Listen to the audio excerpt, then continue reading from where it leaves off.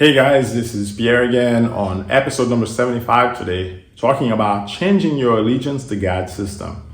And this is very important because as you're breaking the spirit of mammon from operating in your life, what you recognize is you're changing your allegiance, you're changing camp, and you're deciding I'm no longer gonna do things my way or the world's way, but now I really wanna see this blessing that God has provided for me, how to work with it in my life. And I think the first thing to think about is, what is my priority? What is my first priority if I'm changing allegiance? Well, your first priority has got to be the same priority that God has. He loved and therefore he gave. So of course, as you are changing allegiance, you're changing camp, right? What you're going to do now is prioritize your giving. You're going to absolutely understand what exactly is the tithe. Why do I need to tithe? Why should I give a tenth? Wasn't that under the law? But I submit to you, listen, even Abraham tithed unto God way before Moses established the law. And in the book of Hebrews, it again mentions the tithe, right? And the key here to understand is that this is not a law thing. This is a matter of protection thing. Think with me. God promised in the book of Malachi, where, we've all heard these scriptures in Malachi 3, he was mad with the priests because they did not bring their tithes and offerings. They were not obeying the law. They were not willing to bring forth what really belonged to God. Why? So it could help them at the end of the day, and so the people could do the same, right? Because you're going to need leaders that are the examples so that people can follow. But more than that, God told them, when you tithe and you give offerings, I will bring rain. And the rain, because this was an agrarian society, right? Agricultural. When he brought rain would now grow their crops. So the whole point was, it was a matter of obeying so that they could receive abundance. And in the same way, in today's system, when you prioritize your giving and you start with tithing and offering, what you're doing and giving a portion of what you have to the Lord, you are allowing not only the stuff you have not to be broken into, right? Nothing missing, nothing broken. You may have heard that before.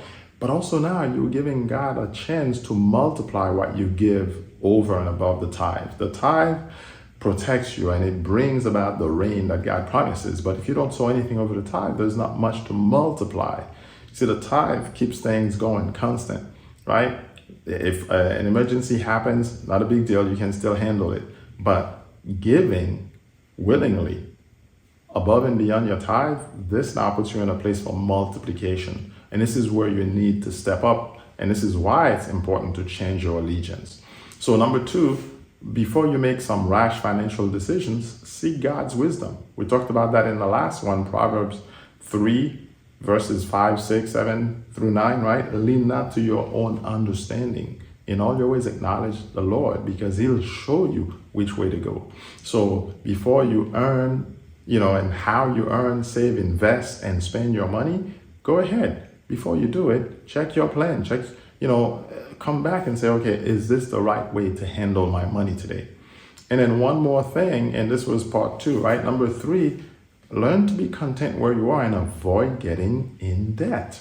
And in the next version here, the next episode, we're going to go into more practical aspects of that, but avoid that, because that lifestyle of contentment and simplicity will bring you to a place where you're not necessarily doing things because you have to, because somebody else is doing it.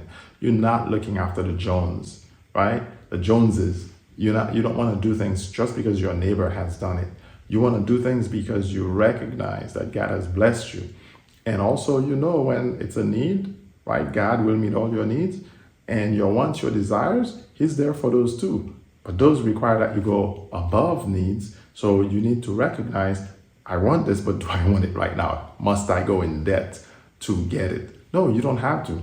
A little patience is fair. And matter of fact, when you're patient, you allow God to work his way for you, and you get to see, oh wow, just because I was patient and I didn't rush into a rash decision, guess what? I allowed God time to work with me. So changing your allegiance to God's system will require that you take on some of these key principles to be a blessing in your life. After all, he wants the blessing to keep working in your own life.